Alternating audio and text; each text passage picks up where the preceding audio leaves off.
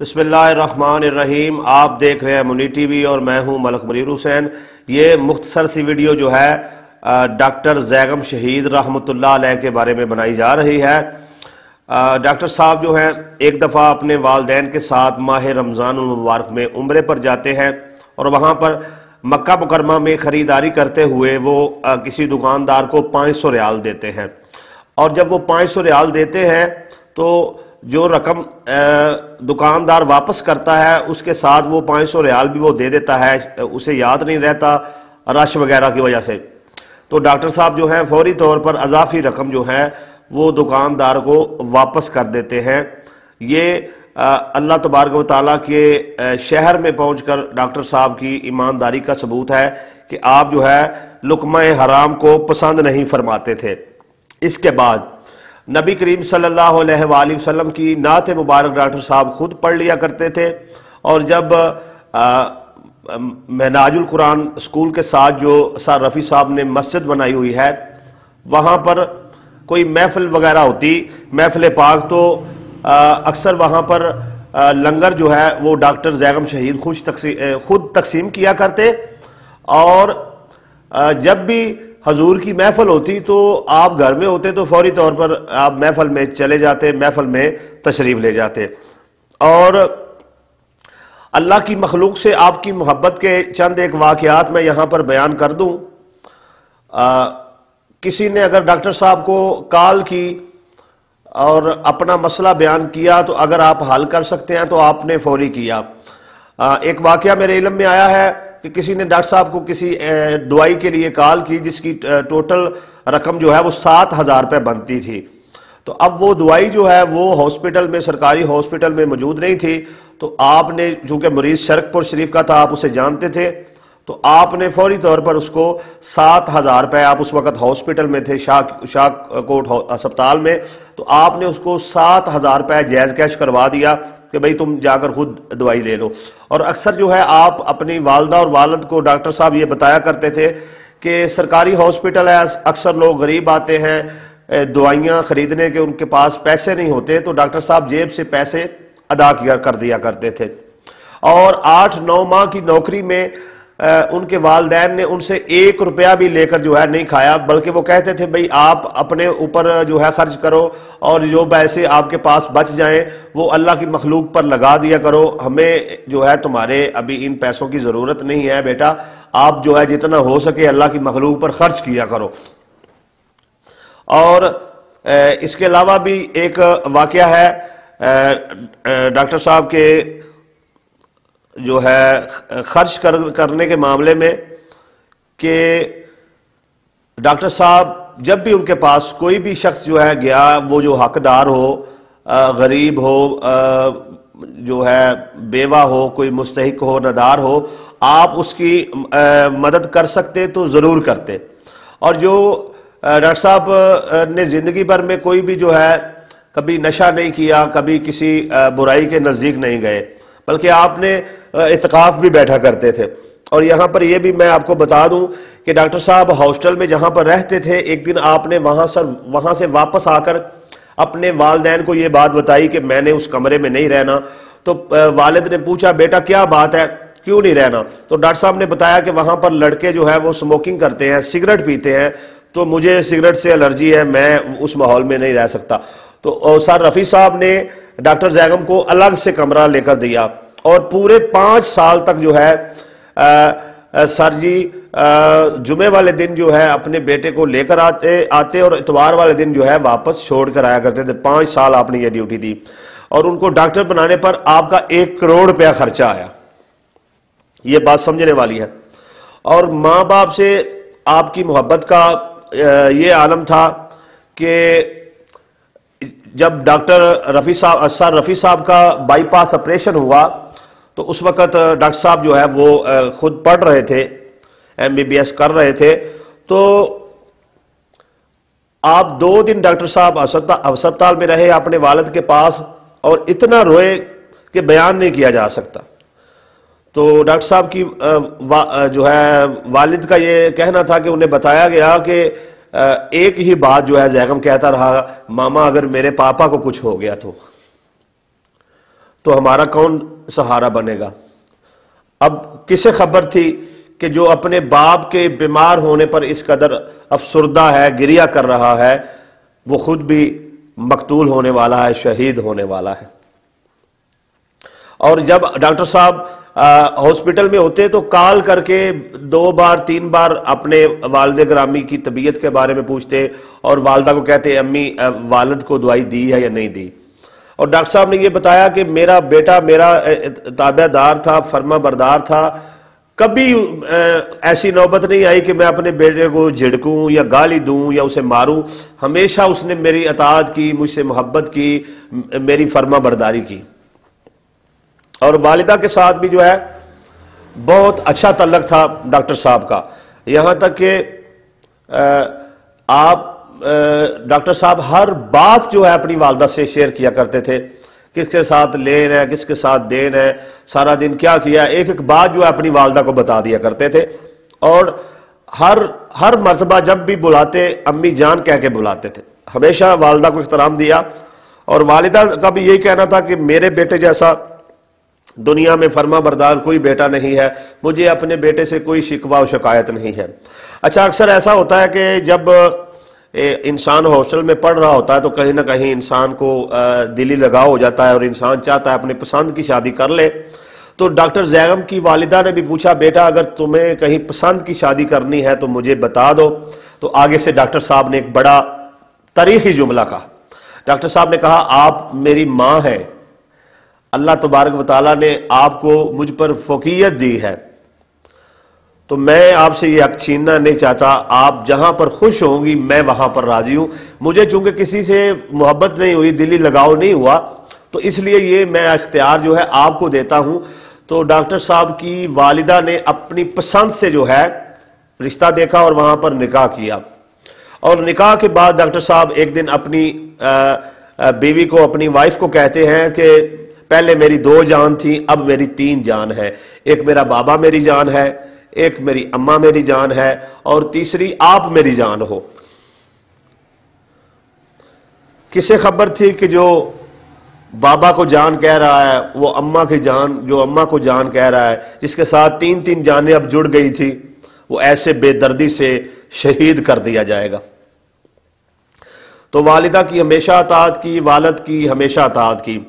اور جب ڈاکٹر زیغم شہید ہوا تو ان کی والدہ نے ان کے دوستوں سے پوچھا یہ بتائیں کہ کسی نے اگر کچھ لینا ہے میرے بیٹے سے تو میں دینے کے لیے اس کی والدہ تیار ہوں، آپ چونکہ میرے بیٹوں جیسے ہیں، میرے بیٹے کے دوست ہیں۔ تو ڈاکٹر زیغم کے دوستوں نے بتایا کہ ڈاکٹر زیغم ہمیشہ ہم پر خرچ کیا کرتے تھے، ہم میں سے کسی نے ان سے جو ہے کچھ بھی نہیں لینا، بلکہ ہم میں سے ہر کسی نے اس کا کچھ نہ کچھ دینا ہی ہوگا۔ سخی آدمی تھے، لوگوں پر خرچ کر کے خوش ہوتے تھے۔ 8 تنہاؤں میں سے 1 تنہا بھی جو ہے ان کے والدین نے نہیں لی، بلکہ انہوں نے اللہ کی مخلوق پر خرچ کیا، اپنے اخراجات پورے کیے۔ اور ایک اور واقعہ ذہن میں آ رہا ہے کہ آپ شرقپور شریف میں تھانے کی بیک سائڈ پر ادارہ منہاج القرآن کی ایک مسجد بن رہی ہے۔ تو ڈاکٹر صاحب ایک دن اپنی والدہ کے ساتھ کہتے ہیں امی جان اب جو میری تنخواہ آئے گی نا، ڈاکٹر صاحب کی تنخواہ جو ہے وہ 1,20,000 روپیہ تھی، اور ان کو جو ہے جو الاؤنس وغیرہ ہوتے ہیں وہ کاٹ کر 1,09,000 روپیہ مل رہی تھی۔ تو انہوں نے کہا امی جان میری یہ جو تنخواہ آ رہی ہے نا تو یہ میں نے 1,00,000 روپیہ جو ہے نا وہ مسجد میں دینا ہے۔ اللہ اکبر۔ تو پھر ڈاکٹر صاحب اپنی پوری مہینے کی تنخواہ جو ہے وہ اٹھا کر اللہ کے گھر کی تعمیر پر دے آئے۔ تو اللہ سے محبت کرنے والے تھے، اللہ کے رسول سے محبت کرنے والے سے، غرباء پر خرچ کرنے والے تھے، ہر کسی کے کام آنے والے تھے، ہر کسی کا احترام کرنے والے تھے۔ اور یہاں پر یہ بھی بتا دوں کہ جو گھر میں ایک عورت جو ہے، ایک بچی جو ہے کام کرتی ہے سر جی کے گھر، وہ اکثر کہتی رہتی سر جی چھت پر جو ہے نا کوئی تار جو ہے باندھ دے تاکہ اس پر کپڑے سکھائے جا سکے، چھت پر کوئی تار وغیرہ نہیں ہے۔ تو ایک دن سر جی نے ڈاکٹر زیغم کو ساتھ لیا اور چھت پر چلے گئے، اور چھت پر جو ہے تار جو ہے لگانے کے لیے ہمسائے کی دیوار میں کیل ٹھوکنا پڑنا تھا۔ تو ڈاکٹر زیغم صاحب نے ایک جملہ کہا، کہتے ہیں بابا ہم ہمسائے کی دیوار میں کیل تو ٹھوکنے لگے ہیں، ہمیں چاہیے کہ ہم پہلے اس سے اجازت لے لیں۔ اللہ اکبر، ہمیں چاہیے کہ ہم ہمسائے سے پہلے اجازت لے لیں۔